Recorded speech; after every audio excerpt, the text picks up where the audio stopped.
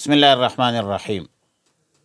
اختلاف المطالع کا مطلب کیا ہے اور آیا اختلاف المطالع معتبر ہے یا نہیں ہے؟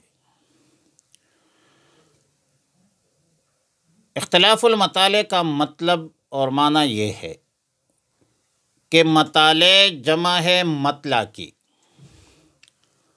اور مطلع جو ہے یہ ظرف کا صیغہ ہے۔ طلوع کی جگہ کو مطلع کہا جاتا ہے، اور اختلاف المطالع کا مطلب یہ ہے